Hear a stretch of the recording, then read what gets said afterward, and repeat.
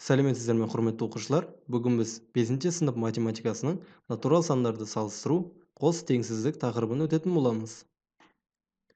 Натурал сандарды салыстыру. Санағанда бұрын аталатын сан кіші, ал кейін аталатын сан үлкен болып табылады. Сөйлемдегі үлкен, кіші сөздерінің орындарына математикада мынадай бір таңбаларды қолданады. Яғни, мұнда орналасқан сан бізде үлкен болады. Мінекей таңбаның ұшы қарап тұрған жағы бізде кіші болады, ал таңбаның екі ұшы қарап тұрған жақ үлкен болады. Және теңсіздік, осындай теңсіздік белгілері қолданылады. Бірінші мысал, 9 саны 10-нан кіші дейтін болсақ, бізде осылай 9 кіші 10-нан деп белгілейміз. Яғни, кіші санға қарай бізде таңбаның ұшы қарап тұрады, бір ұшы. Ал үлкен жағына қарай бізде екі ұшы қарап тұрады. Ал 15 үлкен 7-ден дейтін болсақ, бізде осылай жазамыз. Таңбаның үлкен жағы, яғни екі ұшы қараған жағы үлкен жағына қарап тұрады. Ал таңбаның ұшы қарап тұрған, бір ұшы қарап тұрған жағы бізде кіші санға қарай қарап тұрады. Яғни бізде осы жерде 15 үлкен болады, 7-ден болады. Математикада үлкен және кіші белгілермен жазылған жазу теңсіздік деп аталады. Мұндағы үлкен және кіші белгілері теңсіздік белгілері деп аталады. Мысалы, 9 кіші 10-нан және 15 үлкен 7-ден. Бұлар теңсіздіктер болады. Натурал сандарды координаталық сәуледегі кескіндері бойынша салыстыру. Екінші мысал.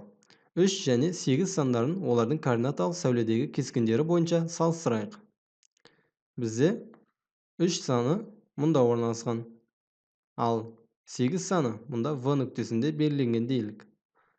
Көріп отқанымыздай, бізде 3 саны 8 санының сол жағында орналасқан, ал 8 саны 3 санының оң жағында орналасқан. Яғни, координаталық сәуледе 3 саны сол жақтағы А нүктесімен кескінделген, ал 8 саны оң жақтағы В нүктесімен кескінделген. Сондықтан, оң жақта орналасқан сан, яғни 8 саны, бізде 3 санынан үлкен болып табылады.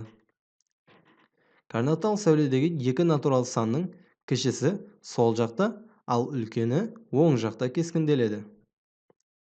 Натурал сандарды олардың ондық жүйедегі жазылулары бойынша салыстырайық. Үшінші мысал.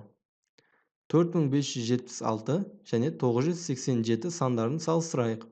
4576 санында ең жоғарғы разряд мыңдықтар разряды, ал 987 санында ең жоғарғы разряд жүздіктер разряды. Онда бізде 4576 саны 987-ден үлкен болады. Разрядтар саны әртүрлі екі натурал санның қайсысының разряды жоғарғы болса, сол сан үлкен болады. Төртінші мысал. 3524 және 3576 сандарын салыстырайық.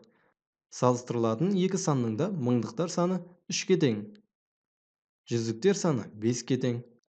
Бірақ 3524 санында 2 ондық болса, мұнда, ал 3576 санында 7 ондық бар. Сондықтан, бізде 2 ондыққа қарағанда 7 ондық үлкен болады. Мінекей 3524 кеше болады 3576-дан. Разрядтар саны бірдей 2 натурал сан жоғарғы разрядтарынан бастап аттас разрядтары бойынша салыстырылады. Егер 2 натурал санның разрядтар саны бірдей және аттас разрядтардағы цифрлары бірдей болса, онда мұндай натурал сандар өзара тең сандар болады. Мысалы, 4596 тең болады 4596-ға. Сандарды салыстыру бізде үлкен, кіші және тең белгілермен жазылады. Кез келген натурал сан 0-ден үлкен. Әріппен жазсақ бізде А үлкен болады 0-ден. Мұндағы А натурал сан, оның орнында кез келген сан болуы мүмкін. Мысалы, 2 миллион десек, 2 миллион әлбетте 0-ден үлкен. 76 десек, А санын, ол әлбетте 0-ден үлкен. Және кез келген осылайша натурал сан бізде 0-ден үлкен болып табылады. Бір саны бізде ең кіші натурал сан. Әлбетте ол 0-ден үлкен. Ең үлкен натурал сан болмайды. Себебі натурал сандар шексіз. Қос теңсіздік. Кез келген үш санды салыстыру қос теңсіздік түрінде жазылады. Бесінші мысал. 18, 25 және 40 сандарын салыстырайық. Бұл жерде көріп отқанымыздай 18 саны ең кішісі. Сондықтан 18 кіші болады бізде 25-тен. 25 бұл жерде 18-ден үлкен, бірақ 40-тан кіші болып табылады. Сондықтан бізде 18 кіші болады 25-тен деп жазамыз да, және де 25 кіші болады 40-тан деп жазамыз. Мінекей осылайша біз қос теңсіздік түрінде жаздық. Яғни 25 саны 18-ден үлкен болды, және де сол уақытта 40 санынан кіші болды.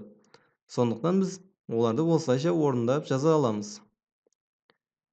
Оқылуы 25 саны 18-ден үлкен және 40-тан кіші. Қос теңсіздіктер ортасындағы саннан бастап оқылады. Қос теңсіздіктерді санның өсу бағытында жазу қабылданған. Есептеулерде кездесетін мысалы 7 кіші болады 9-дан теңсіздігі тура теңсіздік болса, ал 4 үлкен болады 11-ден теңсіздігі тура емес теңсіздік. Себебі бізде 4 саны 11-ден үлкен болмайды.